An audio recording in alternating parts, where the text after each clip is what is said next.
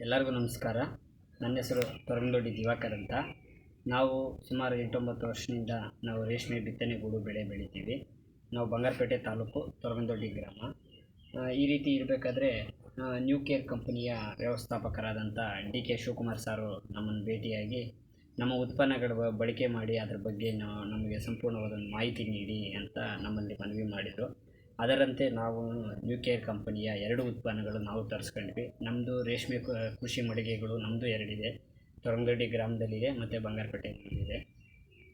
ಆ ಸಲುವಾಗಿ ಅವರು ನಮ್ಮ ಹತ್ರ ನೀವು ಬೆಳೆಗಾರರಾಗಿದ್ದೀರಿ, ನಿಮ್ಮ ಒಂದು ಅನಿಸಿಕೆ ಮತ್ತು ಉತ್ಪನ್ನಗಳ ಒಂದು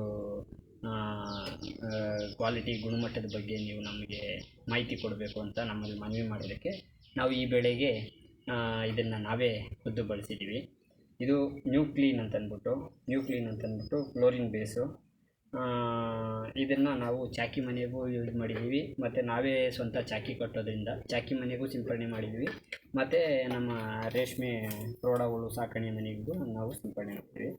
ಇದರಲ್ಲಿ ಬಹುಮುಖ್ಯವಾಗಿ 2 ಪಾಕೆಟ್ಗಳಿರುತ್ತೆ. ಈ ಒಂದು ಪಟ್ಟಣ ಬಂದು 100 ಲೀಟ್ರ್ ನೀರಿಗೆ ಮಿಶ್ರಣ ಮಾಡ್ಕೊಬೋದು.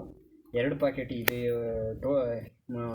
2 ಸೇರಿ 200 ಲೀಟ್ರಿಗೆ 200 ಲೀಟ್ರ್ ನೀರಲ್ಲಿ ಮಿಶ್ರಣ ಮಾಡಿಬಿಟ್ಟು 1.5 ರಿಂದ 2 ಗಂಟೆ ನೀರಲ್ಲಿ ನೆನೆಯಕ್ಕೆ ಬಿಟ್ಟು ತದನಂತರ ನಾವು ನಮ್ಮ ವೈಯಕ್ತಿಕ ಸುರಕ್ಷತೆಗಳನ್ನ ಮಾಸ್ಕ್ ಆಗ್ಬೋದು, ಕಣ್ಣಿಗೆ ಗ್ಲಾಸ್ ಆಗ್ಬೋದು, ಮೈ ತುಂಬ ಬಟ್ಟೆ ಆಗ್ಬೋದು, ಈ ಥರ ಎಲ್ಲ ನಾವು ಮುನ್ನೆಚ್ಚರಿಕೆ ಕ್ರಮಗಳನ್ನ ವಹಿಸ್ಕೊಂಡು ನಾವು ಸಿಂಪಡಣೆ ಮಾಡಿದರೆ ಒಳ್ಳೆಯ ಒಂದು ರಿಸಲ್ಟ್ ಬರುತ್ತೆ ಮತ್ತು ಒಳ್ಳೆಯ ಸೋಂಕು ನಿವಾರಣೆಯೂ ಆಗುತ್ತೆ. ಬ್ಯಾಕ್ಟೀರಿಯಾ ಮುಕ್ತ ಮನೆಯೂ ನಾವು ಮಾಡ್ಕೋಬೋದು. ಅದೇ ರೀತಿ ಮುಂದುವರಿದ ಭಾಗವಾಗಿ ನ್ಯೂ ಕೇರ್ ವಿಜೇತ ಅಂತಂದ್ಬಿಟ್ಟು ಇದು ಒಂದು ಉತ್ಪನ್ನವನ್ನು ನಮಗೆ ಕೊಟ್ಟರು. ಇದು ನಮ್ಮಲ್ಲಿ ಏನಾಗಿದೆ ಅಂದರೆ, ನಾವು ಎಲ್ಲರೂ ರೇಷ್ಮೆ ಬೆಳಿತೀವಿ. ನಮ್ಮಲ್ಲಿ ಕರ್ನಾಟಕದಲ್ಲಿ ಹೇಳ್ಬೇಕಂದ್ರೆ ರೇಷ್ಮೆ ಬೆಳೆ ಬಗ್ಗೆ ತುಂಬಾ ಶ್ರೀಮಂತಿಕೆ ಇದೆ. ಯಾಕಂದರೆ 4-5 ತಲೆಮಾರುಗಳಿಂದ ರೇಷ್ಮೆ ಬೆಳೆ ಬೆಳೀತಾರಂಥ ಎಲ್ಲ ಕುಟುಂಬಗಳು ತುಂಬಾ ಇರೋದರಿಂದ ತಾತ ಗೊತ್ತು, ತಾತನ ಮಗ ಗೊತ್ತು, ಮೊಮ್ಮಗನಿಗೆ ಗೊತ್ತು ರೇಷ್ಮೆ ಬಗ್ಗೆ. ಈ ರೀತಿ ಒಂದು ಶ್ರೀಮಂತಿಕೆ ಇದೆ ನಮ್ಮಲ್ಲಿ. ಏನೇ ಶ್ರೀಮಂತಿಕೆ ಇದ್ದರೂ ಬದಲಾವಣೆ ಅನ್ನೋದು ಬಹು ಮುಖ್ಯವಾದಂಥ ವಿಚಾರ. ಇವತ್ತು ನಾವು ಮೈಸೂರು ಶುದ್ಧ ತಳಿನೇ ಮಾಡ್ತಾಯಿಲ್ಲ, ಡಬಲ್ ಹೈಬ್ರಿಡ್ ಬಂದಿದ್ದೀವಿ. ಹೈಬ್ರಿಡ್ ಆದಮೇಲೆ ಡಬಲ್ ಹೈಬ್ರಿಡ್ ಬಂದಿದ್ದೀವಿ. ಅಂದರೆ ಅಂತಾರಾಷ್ಟ್ರೀಯ ಮಾರುಕಟ್ಟೆಗೆ ನಾವು ಯಾವ ರೀತಿ ರೇಷ್ಮೆ ಪೂರೈಕೆ ಮಾಡಬೇಕು ಅದರಂತೆ ನಾವು ನಮ್ಮಲ್ಲಿ ಉತ್ಪಾದನೆ ಮಾಡೋದಕ್ಕೆ ಸಾಕಷ್ಟು ತಳಿಗಳನ್ನ ಅಭಿವೃದ್ಧಿ ಮಾಡಿಕೊಂಡು ನಾವು ಕಲಿತೀವಿ. ಈ ವಿಚಾರವಾಗಿ ಏನು ಹೇಳೋದು ಅಂದರೆ, ಈ ನ್ಯೂ ಕೇರ್ ವಿಜೇತ ಅನ್ನೋದು ಹಾಸಿಗೆ ಸೋಂಕು ನಿವಾರಕ. ಇದು ಸೆಂಟ್ರಲ್ ಅಂದರೆ ಕೇಂದ್ರ ಸಂಶೋಧನಾ ಸಂಸ್ಥೆ ತರಬೇತಿ ಸಂಸ್ಥೆ, central sericulture research training institute Mysuru. ಅಂದರೆ ನಮಗೆ ಯಾವ ಉತ್ಪನ್ನಗಳನ್ನ ಇದು ಗುಣಮಟ್ಟ ಇದೆ ಮತ್ತು ಇದು ರೇಷ್ಮೆ ಬೆಳೆಗೆ ನೀವು ಉಪಯೋಗಿಸ್ಬೋದು ಅಂತ ನಮಗೆ ಯಾವ ಒಂದು ಇಲಾಖೆ ನಮಗೆ ಅದನ್ನು ಅನುಮೋದನೆ ನೀಡುತ್ತೋ ಆ ಒಂದು ಇಲಾಖೆ ಕಡೆಯಿಂದ ಇದು ಅನುಮೋದನೆ ಆಗಿದೆ. ಮತ್ತು ನಾನು ಈ ಬೆಳೆಗೆ ಯೂಸ್ ಮಾಡಿದ್ದೀನಿ, ತುಂಬ ಚೆನ್ನಾಗಿದೆ. ಯಾವುದೇ ಒಂದು ಸೋಂಕು ನಿವಾರಕ ಆಗ್ಬೋದು, ಅದರದೇ ಆದಂಥ ಮಾನದಂಡಗಳಿರುತ್ತೆ. ಯಾಕೆ ಈ ಮಾತು ಹೇಳ್ತಾ ಇದ್ದೀನಿ ಅಂದರೆ, ನನ್ನಲ್ಲೂ ಅಹಂಕಾರ ಇದೆ. ಅಂದರೆ ಯಾಕಂದರೆ ನಾವು ಶ್ರೀಮಂತಿಕೆ ಐತಿ ಅಂತ ಮುಂದೆನೇ ಹೇಳಿದ್ದೀನಿ.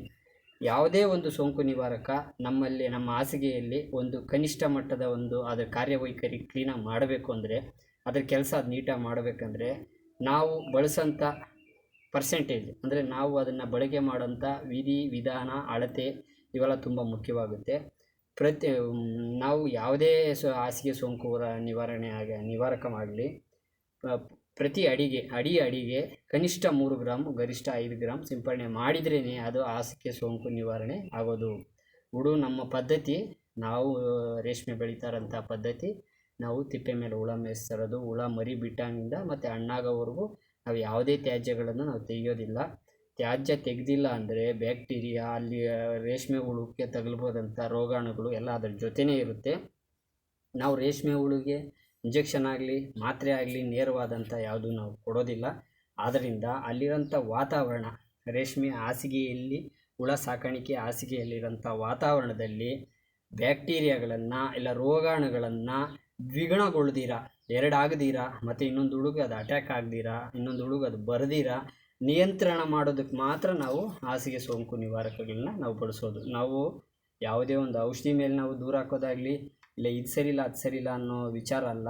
ಹಾಸಿಗೆ ಸೋಂಕು ನಿವಾರಕಗಳ ಒಂದು ಪ್ರಾಮುಖ್ಯತೆ ಏನಂದರೆ, ಬೆಡ್ಡಲ್ಲಿ ಬ್ಯಾಕ್ಟೀರಿಯಾ ಜಾಸ್ತಿ ಆಗದಿರಾ, ರೋಗಕ್ಕೆ ಬೇರೆ ಹುಳ ತುತ್ತಾಗದಿರಾ ಅದು ನಿಯಂತ್ರಿಸಬಲ್ಲಂಥ ಸಾಮರ್ಥ್ಯ ಮಾತ್ರ ಹಾಸಿಗೆ ಸೋಂಕು ನಿವಾರಕಗಳಲ್ಲಿ ಇರುತ್ತೆ.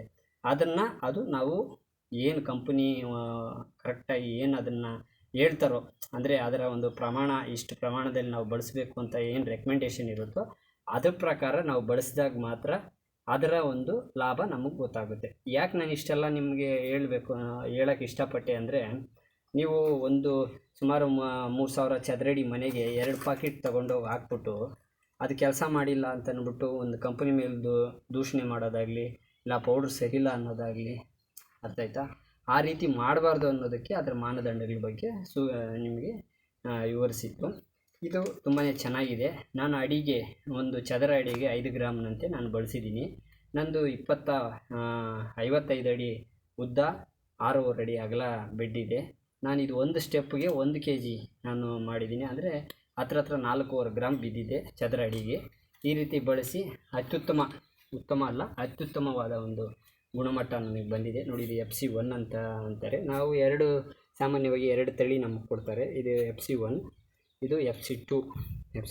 ಇವು ಎರಡೂ ಹೈಬ್ರಿಡ್ ಇರೋದ್ರಿಂದ ಇದರಲ್ಲಿರೋ ಹೆಣ್ಣಿಗೆ ಅದರಲ್ಲಿರೋ ಗಂಟು, ಅದರಲ್ಲಿರೋ ಗಂಟಿಗೆ ಇದರಲ್ಲಿರೋ ಹೆಣ್ಣ ಕ್ರಾಸ್ ಮಾಡಿ FC1 into FC2, FC2 into FC1 ಈ ರೀತಿ ಒಂದು ಕಾಂಬಿನೇಷನಲ್ಲಿ ನಮಗೆ ಡಬಲ್ ಹೈಬ್ರಿಡ್ ಬರುತ್ತೆ. ಇದರೆಲ್ಲ ಮುಖ್ಯ ವಿಚಾರವಾಗಿ ನಾನು ಹೇಳೋದಂದರೆ, ನ್ಯೂಕೇರ್ ಕಂಪನಿ ಉತ್ಪನ್ನಗಳಾದಂಥ ನ್ಯೂಕೇರ್ ವಿಜೇತ ಆಗಲಿ, ನ್ಯೂ ಕ್ಲೀನ್ ಆಗಲಿ, ಗುಣಮಟ್ಟದಲ್ಲಿ ಯಾವುದೇ ಅನುಮಾನ ಬೇಡ. ಎಲ್ಲ ರೈತರು ಇದನ್ನು ಧೈರ್ಯವಾಗಿ ಬಳಸ್ಬೋದು. ಮತ್ತು ಇದು ಅಷ್ಟೇ ಲಾಭದಾಯಕವೂ ಇದೆ. ಮತ್ತು ದರ ವಿಚಾರಕ್ಕೆ ಬಂದರೂ ಕೂಡ ಏನು ರೈತರಿಗೆ ಏನು ದುಬಾರಿ ಆಗೋಂಥದ್ದೇನಿಲ್ಲ, ಚೆನ್ನಾಗಿದೆ, ಮಾಡ್ಬೋದು. ಎಲ್ಲರಿಗೂ ನಮಸ್ಕಾರ. ಜೈ ಹಿಂದ್, ಜೈ ಕರ್ನಾಟಕ.